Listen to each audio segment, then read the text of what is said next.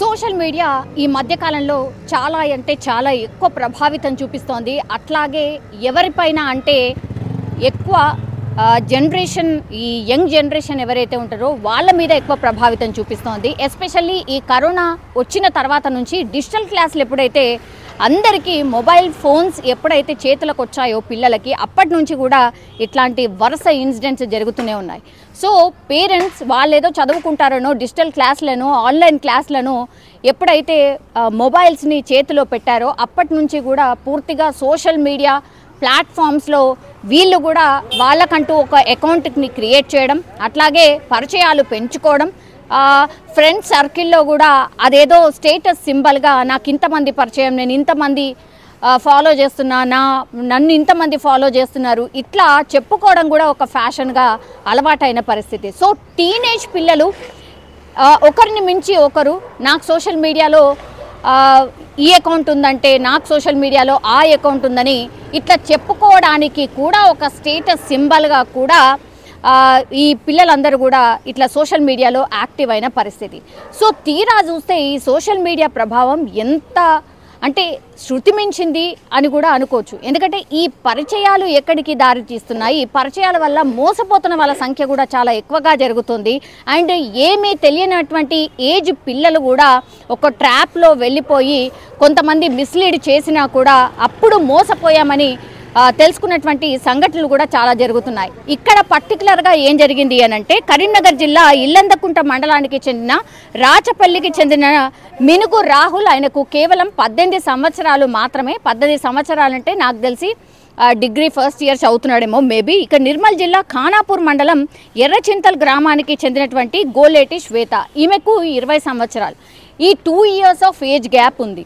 వీళ్ళిద్దరికీ పరిచయం ఆర్ ఎక్కడ అయి ఉండొచ్చు అంటే మేబీ కాలేజ్లో అయి ఉండొచ్చు అని అనుకుందాం ఒక నిమిషం. కానీ కాదు, వీళ్ళకు సోషల్ మీడియా ద్వారా ఎలాగో కామన్ ఫ్రెండ్ ద్వారానో లేకపోతే సోషల్ మీడియాలో యాక్టివ్ ఉంటూ అలా ఇలా వీళ్ళిద్దరూ టచ్లోకి వెళ్ళడం, ఆ తర్వాత గత కొంతకాలంగా వీళ్ళు ప్రేమించుకుంటున్నట్టుగా ఇప్పుడు ఈ ఇన్సిడెంట్ తర్వాత బయటపడినటువంటి సిట్యుయేషన్.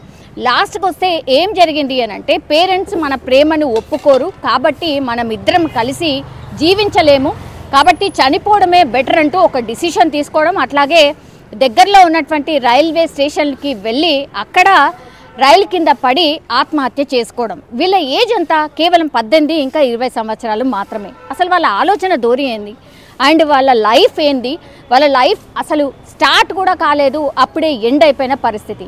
అసలు ఈ లవ్కి సంబంధించిన ఇన్సిడెంట్స్ ఎప్పుడు జరిగినా సరే కేవలం క్షణికావేశంలో ఎట్లాంటి అండర్స్టాండింగ్ లేకుండా అసలు మినిమం అంటే మినిమం ఏ ఆలోచన లేకుండానే ఇట్లా ప్రాణాలు తీసుకుంటున్న సందర్భాలు చాలా ఎక్కువగా జరుగుతున్నాయి. అట్లాంటి సంఘటనే ఇది కూడా అనుకోవచ్చు. ఎందుకంటే వీళ్ళు కేవలం ఒక ఇతనైతే అబ్బాయి అయితే కేవలం మేజర్ ఇప్పుడు అంటే 18 ఏళ్ళు అంటే జస్ట్ ఇప్పుడు మేజర్ అయినట్టు, అమ్మాయి ఏమో 2 years ఎక్కువ అంటే 20 years ఉంది కాబట్టి జస్ట్ 2 years క్రితమే మేజర్ అయినటువంటి సిట్యుయేషన్. వాళ్ళకి లైఫ్ అంటే ఏం తెలుసు, అసలు ఏముంటుంది, ఎట్లా బతుకుతాము, ఏ ఆలోచన చేయకుండానే వీళ్ళకు వీళ్ళే అనుకొని మేము ఇంకా బతకలేము, మన పేరెంట్స్ ఒప్పుకోరు మన పెళ్ళికి అని. ఈ ఏజ్లో పెళ్ళి అని అంటే ఏ పేరెంట్స్ అయినా ఎలా ఒప్పుకుంటారు? కనీసం ఈ అవగాహన లేకుండా ఈ ఆలోచన లేకుండా క్షణికావేశంలోనే ఇట్లాంటి ఏమంటారు డిసిషన్స్ తీసుకుంటున్న వాళ్ళ సంఖ్య ఈ మధ్యకాలంలో చాలా అంటే చాలా ఎక్కువగా జరుగుతోంది. ఇంకోటి ఏంటంటే ఇట్లా మేజర్ అయిన తర్వాత వాళ్ళకి ఏదైతే మోటివేషన్ ఉండాలో పేరెంట్స్ కావచ్చు లేకపోతే వాళ్ళు చదువుకుంటున్నటువంటి ప్లేస్ నుంచి కావచ్చు ఏదైతే మోటివేషన్ దొరకాలో అది ఎక్కడ కూడా దొరకట్లేదు. సైకాలజిస్టులు అదే చెప్తున్నారు. అసలు కనీసం అంటే కనీసం ఈ స్కూల్ నుంచే అసలు మోటివేషన్ చేయాల్సిన అవసరం కనిపిస్తోంది సోషల్ మీడియా ధోరణి పెరిగిన తర్వాత. సో సోషల్ మీడియా ఇంత ఓపెన్గా అందుబాటులో ఉండడం కూడా ఒకందుకి నిజంగా చెప్పాలంటే ఇట్లా టీనేజ్ పిల్లలకైతే ఏమాత్రం శ్రేయస్కరం కాదు. పేరెంట్స్ కూడా చాలామంది వాళ్ళు ఫోన్లో ఏం చేస్తున్నారో తెలియనటువంటి పరిస్థితిలో ఉన్నారు. పోనీ వాళ్ళ పిల్లల్ని ఏమన్నా అందామంటే కూడా సున్నిత మనస్కులైతే వాళ్ళు ఏం చేసుకుంటారో కూడా తెలియనటువంటి పరిస్థితి. లేదు గద్మా ఇద్దామో బెదిరిద్దాము అంటే కూడా అట్లా కూడా కంట్రోల్ లేనటువంటి సిచ్యువేషన్లో ఇప్పుడున్నటువంటి జనరేషన్ వెళ్ళిపోయిన పరిస్థితి. సో ఇట్లాంటి సంఘటనలు విన్నా, ఇట్లాంటి సంఘటనలు చూసినా కూడా పాపం వాళ్ళ పేరెంట్స్ ఎలా సొసైటీలో తలెత్తుకొని తిరుగుతారు. ఈ మాట ఎందుకంటున్నా అంటే కేవలం 18-20 సంవత్సరాల్లో అసలు లైఫ్ అంటూ ఏంటో అర్థం కాని పరిస్థితుల్లో ఇట్లా సూసైడ్ చేసుకోవడం నిజంగా బాధాకరం. అట్లాగే పేరెంట్స్ పెంపకం గురించి చాలామంది మాట్లాడుతూ ఉంటారు, కానీ ఇది ఏమాత్రం కూడా కరెక్ట్ కాదు. ఎందుకంటే ప్రతి పేరెంట్ కూడా అనుభవిస్తున్నారు. ఈ సోషల్ మీడియా వచ్చిన తర్వాత, అట్లాగే స్మార్ట్ ఫోన్స్ వచ్చిన తర్వాత అందరూ పేరెంట్స్ అనుభవిస్తున్నటువంటి విషయమే ఇవన్నీ కూడా. కాబట్టి ఇట్లాంటి ఇన్సిడెంట్స్ జరిగినప్పుడైనా సరే వీటిని చూపిస్తూ కనీసమైన ఈ కాలేజ్లో మోటివేషనల్ స్పీకర్స్తోని వీళ్లకు ఒక అవగాహన కల్పించాల్సిన అవసరం ఉంది. అట్లాగే పేరెంట్స్ కొంత మెల్లిగా ఎంత కోపం వచ్చినా కూర్చోబెట్టి మెల్లిగా సముదాయించి మాట్లాడాల్సిన అవసరం అయితే డెఫినెట్లీ కనిపిస్తోంది. ఇప్పుడు ఇద్దరు వర్కింగ్ పేరెంట్స్ అయిపోవడం కూడా ఈ ధోరణికి one of the reason.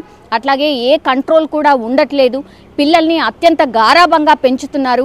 Minimum మోరాలిటీస్ కూడా కొంతమంది నేర్పలేనటువంటి సిచ్యువేషన్లో ఉన్నప్పుడే ఇట్లాంటి పరిస్థితులు కూడా జరుగుతున్నాయి. కాబట్టి ఇప్పటికైనా పేరెంట్స్ కావచ్చు, లేకపోతే ఇప్పుడు వాళ్ళు చదువుతున్నటువంటి ప్లేసెస్లో కావచ్చు, కొంత ఈ పిల్లల మీద, పిల్లల ఆలోచన ధోరణి మీద దృష్టి పెట్టాల్సిన అవసరం అయితే డెఫినెట్లీ కనిపిస్తోంది.